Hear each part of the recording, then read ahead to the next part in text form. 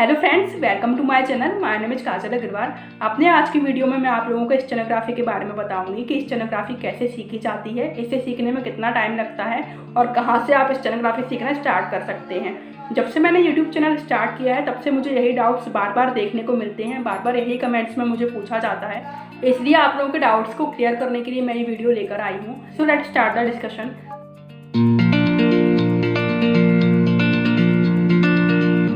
Firstly मैं आपको बता दूं स्टेनोग्राफी सीखने में कितना टाइम लगता है। स्टेनोग्राफी कोई एजुकेशनल कोर्स नहीं है जैसे कि ग्रेजुएशन या स्कूलिंग कोर्स होता है। इसे सीखने में कितना टाइम लगेगा ये आप लोगों की कैपेबिलिटी और रेगुलरिटी पर डिपेंड करता है। आप लोगों की कैपेबिलिटी क्या है सीखने की और आप लोग कितना रेगुलर है स्टेनोग्राफी सीखने में।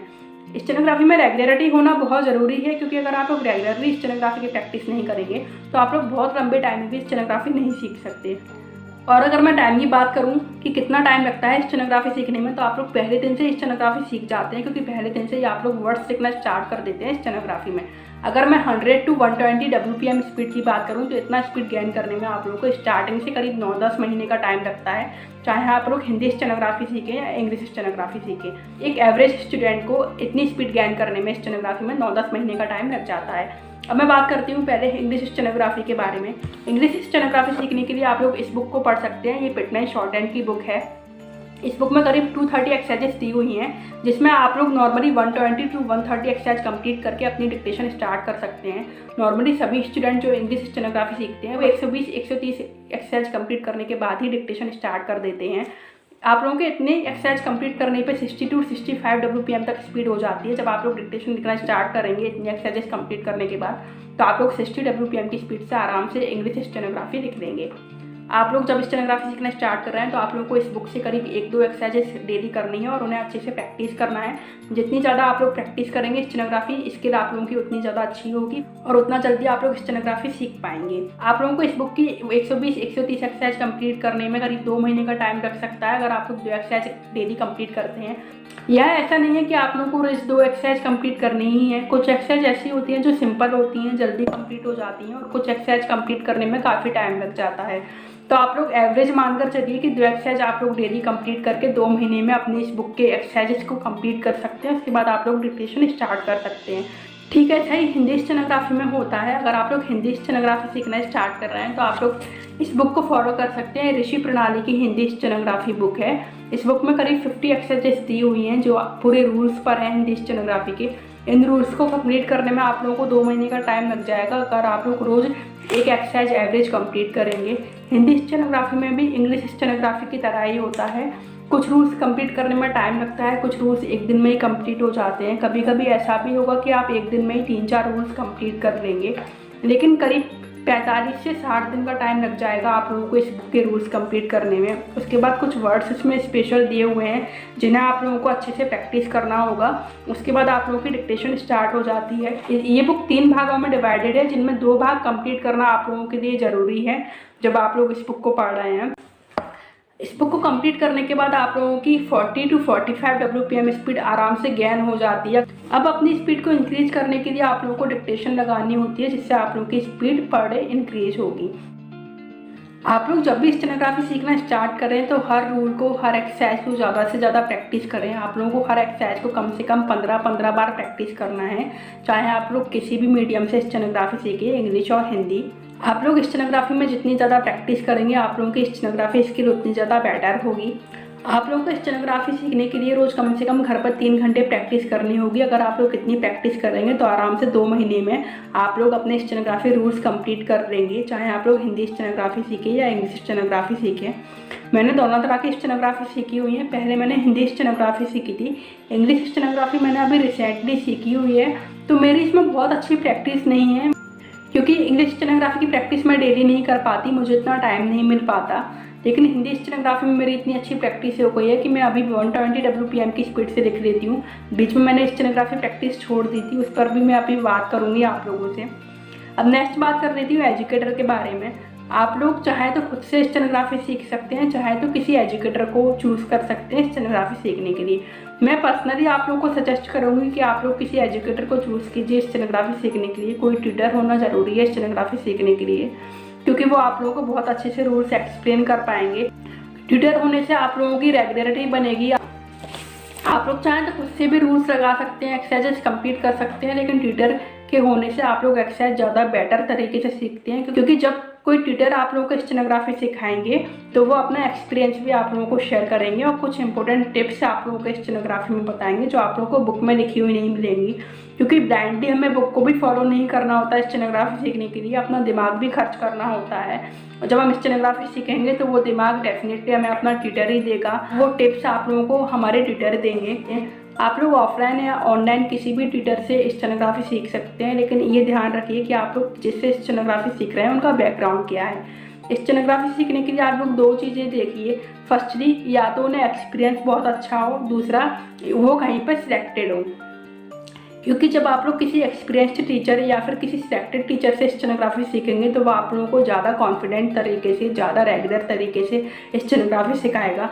आप लोगों को स्टेनोग्राफी के प्रोस एंड कॉन्स बताएगा कि आप लोगों को क्या रूल फॉलो करने हैं स्टेनोग्राफी सीखते वक्त, क्या नहीं करना है आप लोगों को स्टेनोग्राफी सीखते वक्त। नॉर्मली मैंने कई एजुकेटर्स देखे हैं जो 7-8 महीने खुद स्टेनोग्राफी सीखते हैं, उसके बाद स्टेनोग्राफी सिखाना स्टार्ट कर देते हैं। आप लोग ऐसे एजुकेटर को फॉलो ना करें स्टेनोग्राफी सीखने के लिए, क्योंकि वहाँ पर आप लोग केवल अपना पैसा और टाइम वेस्ट करेंगे अगर आप लोग ऐसे एजुकेटर पर जाएंगे स्टेनोग्राफी सीखने के लिए। अगर आप लोग किसी एक्सपीरियंस्ड टीचर पर जाएंगे स्टेनोग्राफी सीखने के लिए या फिर किसी सिलेक्टेड टीचर से स्टेनोग्राफी सीखेंगे तो आप लोग ज़्यादा अच्छे से स्टेनोग्राफी सीख पाएंगे और अपना टाइम और पैसा दोनों ही वेस्ट नहीं करेंगे। अगर मैं यूट्यूब की बात करूँ तो यूट्यूब पर भी दोनों तरह के एजुकेटर अवेलेबल होते हैं, और अगर मैं ऑफलाइन सोर्सेज की बात करूँ तो ऑफलाइन भी आप लोगों को दोनों तरह के टीचर्स मिल जाएंगे। मैं अपने एक्सपीरियंस से कहूँ तो आप लोग किसी अच्छे एजुकेटर को अपॉइंट करें अपनी स्टेनोग्राफी सीखने के लिए, या फिर आप लोग खुद से स्टेनोग्राफी चाहें तो सीख सकते हैं। एक बार आप लोगों के स्टेनोग्राफी रूल्स कंप्लीट होने के बाद आप लोगों को डिक्टेशन स्टार्ट करनी है। इंग्लिश स्टेनोग्राफी के लिए आप लोग कैलाश चंद्र या प्रोग्रेसिव बुक को ले सकते हैं प्रैक्टिस करने के लिए, डिक्टेशन के लिए। और अगर आप लोग हिंदी स्टेनोग्राफी सीख रहे हैं तो आप लोग ओपी शुक्ला बुक को पढ़ सकते हैं। ओपी शुक्ला ये बुक होती है, 32वीं बुक आप लोगों को दिख रही है, इसमें काफ़ी सारी डिक्टेशन दी हुई हैं। अगर आप लोग इस बुक को कम्प्लीटली प्रैक्टिस कर लेंगे तो आप लोगों की स्पीड काफ़ी हद तक इंक्रीज होगी। कितनी आप लोगों की स्पीड इंक्रीज होगी वो आप लोगों की प्रैक्टिस पे ही डिपेंड करेगा। आप लोगों को इसकी हर एक एक्सरसाइज को पहले कम से कम कॉपी पर प्रैक्टिस करना है, देख देख कर कम से कम 10-10 बार आप लोगों को हर एक्सरसाइज को प्रैक्टिस करना होगा। उसके बाद आप लोगों को अपनी डिक्टेशन रिकॉर्ड करनी है। उस डिक्टेशन को रिकॉर्ड करने के बाद उसे फिर से दिखना है सुनकर, और सुनने के बाद उसे पढ़ना है। पढ़ने के बाद आप लोगों को उसे टाइप करना है। कई लोग डिक्टेशन प्रैक्टिस करने का मतलब केवल इतना समझते हैं कि डिक्टेशन रिकॉर्ड की और उसे एक बार लिख लिया, उसे पढ़ते भी नहीं है। टाइप करना तो बहुत दूर की बात है। डिक्टेशन प्रैक्टिस करने का मतलब होता है आप लोग पहले डिक्टेशन की अच्छे से कॉपी पर प्रैक्टिस करें, जिससे डिक्टेशन के नए वर्ड्स आप लोगों के पहले से प्रैक्टिस हो जाए। जब आप लोग डिक्टेशन लिखें तो आप लोगों को उन नए वर्ड्स को कैसे बनाना है ये सोचने में दिक्कत ना हो। नेक्स्ट आप लोगों को डिक्टेशन रिकॉर्ड करनी है। उसके बाद उस डिक्टेशन को सुनकर अपनी स्टेनोग्राफी लिखनी है। डिक्टेशन को लिखने के बाद आप लोगों को उसे रीड करना है। उसके बाद आप लोगों को उसे टाइप करना है। अगर आप लोगों के पास टाइप करने के लिए सोर्सेस अवेलेबल नहीं है तो आप लोग कॉपी पेन का यूज़ कर सकते हैं स्टेनोग्राफी लिखने के लिए। लेकिन अगर आप लोगों के पास सोर्सेस अवेलेबल है तो आप लोग स्टेनोग्राफी मैटर को टाइप कीजिए, क्योंकि हम लोग कोई भी एग्जाम फेस करते हैं तो उसमें हमें टाइप करने के लिए बोला जाता है स्टेनोग्राफी मैटर को। कोई भी आप लोगों को कॉपी पेन मोड पे लिखने के लिए नहीं बोलेगा। अब बात कर दी मैंने स्टेनोग्राफी सीखने की, बात हो गई एजुकेटर की, बात हो गई डिक्टेशन की। अब बात करते हैं स्टेनोग्राफी स्पीड की। आप लोगों को स्टेनोग्राफी प्रैक्टिस इस तरीके से करनी है कि आप लोगों की एक वीक में कम से कम 5 to 6 WPM स्पीड इंक्रीज हो। इंग्लिश स्टेनोग्राफी में 120 WPM की स्पीड आने के बाद इसे इंक्रीज करने में काफ़ी टाइम लगता है, और हिंदी स्टेनोग्राफी में 100 WPM की स्पीड आने के बाद इंक्रीज करने में बहुत टाइम लगता है। हिंदी स्टेनोग्राफी में 100 और इंग्लिश स्टेनोग्राफी में 120 स्पीड आने तक आप लोगों को ज़्यादा टाइम नहीं लगेगा। आप लोगों को इस तरीके से अपनी स्टेनोग्राफी डिक्टेशन प्रैक्टिस करनी है कि आप लोगों की एक वीक में 5 WPM की स्पीड आराम से बढ़े स्टेनोग्राफी में, चाहे आप लोग हिंदी स्टेनोग्राफी प्रैक्टिस करें या इंग्लिश स्टेनोग्राफी प्रैक्टिस करें। अगर इंग्लिश स्टेनोग्राफी की बात करें तो आप लोगों के रूल्स कंप्लीट होने में 2 महीने का टाइम करीब लगेगा। उसमें आप लोगों की 60 WPM की स्पीड आ जाएगी। उसके बाद आप लोग एक वीक में 5 WPM की स्पीड गेन करेंगे तो आप लोगों के एक महीने में 80 WPM की स्पीड हो जाएगी, और नेक्स्ट 1 मंथ में आप लोगों की 100 WPM की स्पीड हो जाएगी, और उसके भी नेक्स्ट मंथ में आप लोगों की 120 WPM की स्पीड हो जाएगी। मतलब करीब 5 मंथ्स हो गए आप लोगों को 120 WPM स्पीड इंक्रीज करने में। ये उन स्टूडेंट्स के साथ होगा जिनकी कैपेबिलिटी अच्छी है सीखने की और वो रेगुलर हैं। रेगुलरिटी मस्ट है स्टेनोग्राफी सीखने में। आप जितना ज़्यादा रेगुलर रहेंगे उतनी जल्दी आप लोग स्टेनोग्राफी सीखेंगे। नॉर्मली आप लोगों को 7 to 8 मंथ्स लगेंगे और एक एवरेज स्टूडेंट को 9 to 10 मंथ्स लग जाएंगे 120 WPM स्पीड इंक्रीज करने में। मैंने कई लोगों को देखा है जो 5-6 महीने में स्टेनोग्राफी सीख लेते हैं, 120 WPM स्पीड भी लिखना स्टार्ट कर देते हैं डिक्टेशन की। हिंदी स्टेनोग्राफी में भी आप लोगों की 40 WPM की स्पीड आ जाएगी 2 महीने में, जब आप लोगों के रूल्स कंप्लीट होंगे। उसके बाद हिंदी स्टेनोग्राफी में 100 WPM तक की स्पीड बहुत जल्दी गेन होती है। अगर आप लोग रोज़ कम से कम 500 वर्ड्स की डिक्टेशन प्रैक्टिस करेंगे हिंदी स्टेनोग्राफी में, तो आप लोगों की 3 महीने में 100 WPM की स्पीड आने लगेगी, अगर आप लोग 500 वर्ड्स की डिक्टेशन डेली प्रैक्टिस करेंगे। आप लोगों की इतनी स्पीड ओपी शुक्ला बुक से ही हो जाएगी, लेकिन नॉर्मली मैं किसी को भी ओपी शुक्ला प्रेफर नहीं करती हूँ डिक्टेशन प्रैक्टिस के लिए। आप लोग मेवाड़ से प्रैक्टिस करें तो ज़्यादा बेटर है। मेवाड़ बुक बहुत अच्छी है, उसमें आप लोगों को कई स्टेनोग्राफी नए नए रूल्स देखने को मिलेंगे, वर्ड्स को बनाने का नया पैटर्न आप लोगों को उसे सीखने को मिलेगा, जिससे आप लोगों की स्पीड बहुत अच्छी तरीके से इंक्रीज होगी। जबकि इस बुक में केवल डिक्टेशंस दी हुई है, स्टेनोग्राफी लिखने का तरीका नहीं दिया। उस बुक में आप लोगों को स्टेनोग्राफी लिखने का तरीका बहुत अच्छा मिलेगा। बहुत अच्छी बुक है, उसमें शॉर्ट का भी शॉर्ट तरीका दिखाया गया है स्टेनोग्राफी सीखने के लिए।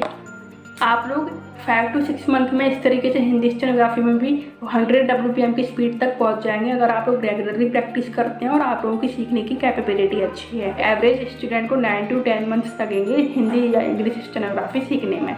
एक बार जब आप स्टेनोग्राफी सीख लेते हैं तो आप लोग अपनी प्रैक्टिस को स्किप ना करें, आप लोग डेली प्रैक्टिस करें। अगर जिन्हें अभी भी स्टेनोग्राफी आती है और वो अपने एग्जाम की प्रिपरेशन के लिए, CBT की प्रिपरेशन के लिए प्रैक्टिस को छोड़कर बैठे हैं, तो वो गलती कर रहे हैं। आप लोग डेली स्टेनोग्राफी प्रैक्टिस करें, जिससे आप लोग का कॉन्फिडेंस बना रहेगा और हमेशा आप लोग एग्ज़ाम के लिए प्रिपेयर्ड रहेंगे।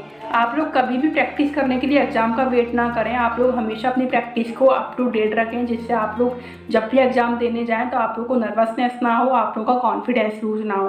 क्योंकि डेली प्रैक्टिस डेफिनेटली आप लोगों का कॉन्फिडेंस इंक्रीज करेगी, चाहे आप लोग हिंदी स्टेनोग्राफी सीखें या इंग्लिश स्टेनोग्राफी सीखें। इसलिए स्टेनोग्राफी में प्रैक्टिस को रेगुलरली रखें।